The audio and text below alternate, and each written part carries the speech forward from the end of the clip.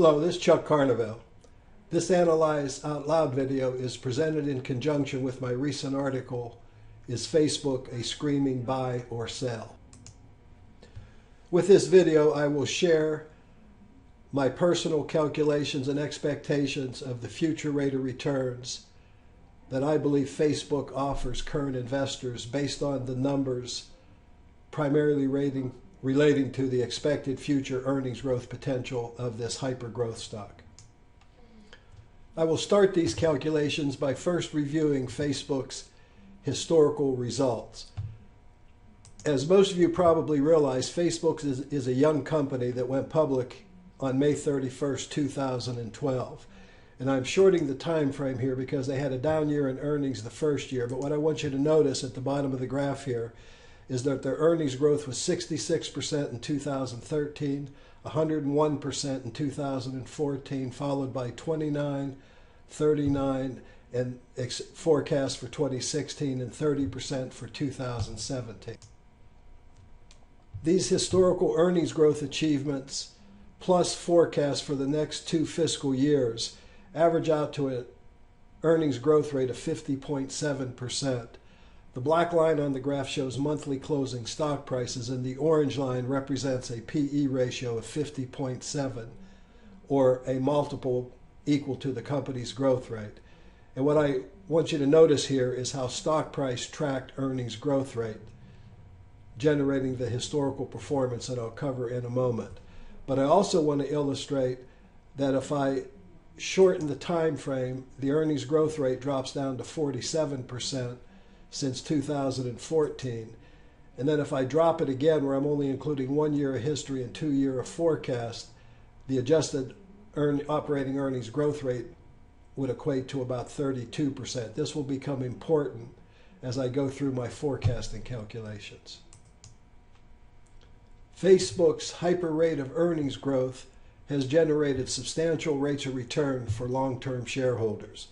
Had you bought the stock on December 31st, 2012 and invested $10,000, through February 25th's closing stock price, your $10,000 would have grown to $40,597, averaging a 55.9%. As I pointed out in the article, this correlates very closely with the company's earnings growth achievement over this time frame. Not only is Facebook a hyper growth stock, it's also generated extraordinary long-term returns significantly greater than the S&P 500. Notwithstanding Facebook's incredible historical growth record, even though it only spans a short period of time, the company is currently trading at a blended PE ratio of almost 45 times earnings. That's a very high valuation to pay, obviously. But one of the points that I made in the article is that you can pay a very high valuation for a hyper growth stock and still make money. I'm going to utilize the FastGraphs forecasting calculators here to illustrate what those rate of return expectations could be, assuming different growth rates for Facebook going forward. The first forecasting calculator I'm going to use is the estimates calculator, which is based on the consensus future earnings growth rate estimates based on the universe of analysts reporting to Standard & Poor's Capital IQ.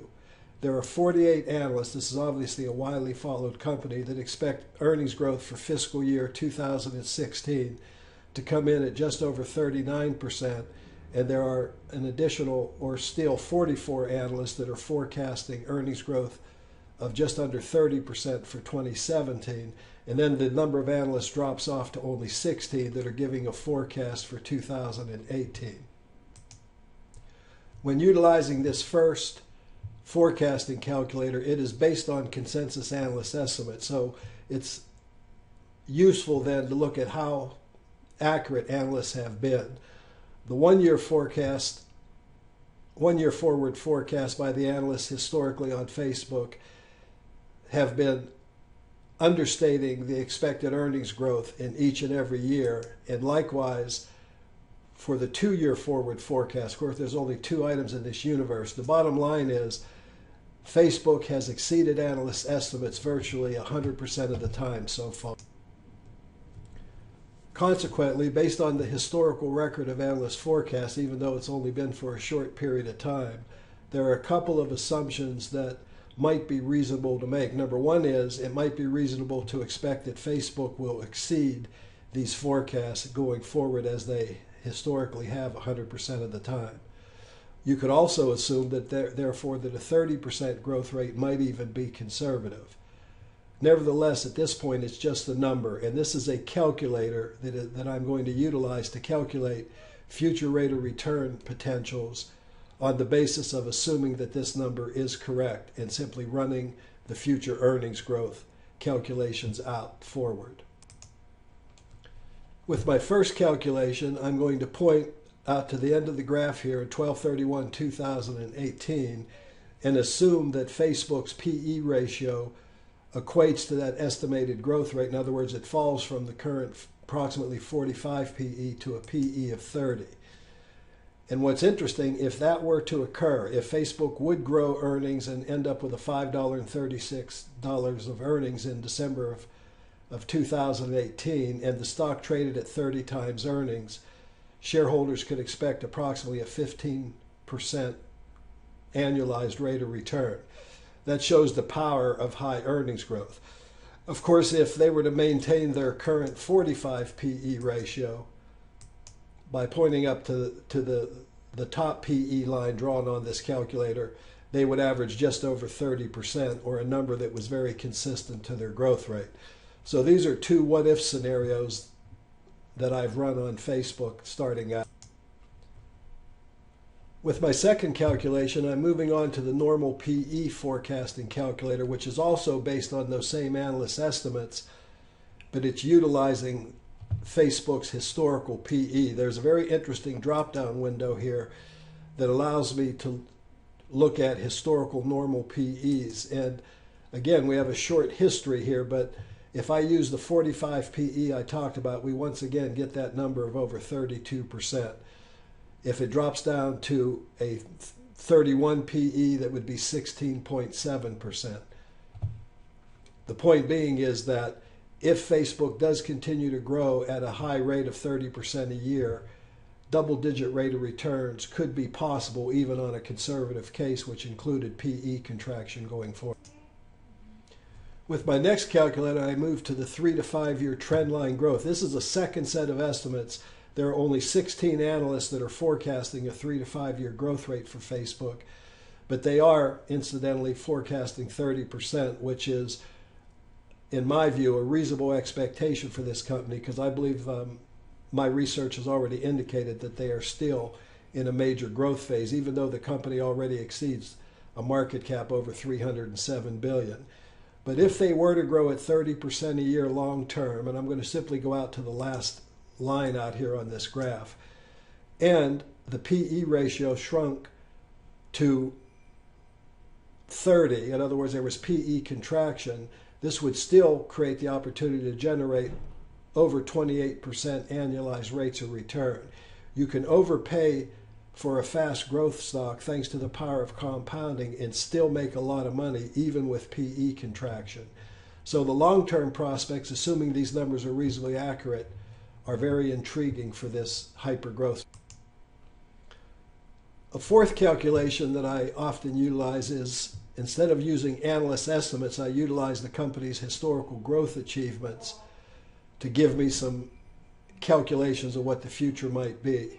I'm using their 5-year historical growth rate here of 32%, which is less than the 50% I showed, because if you recall, they had a down year in the first year of earnings.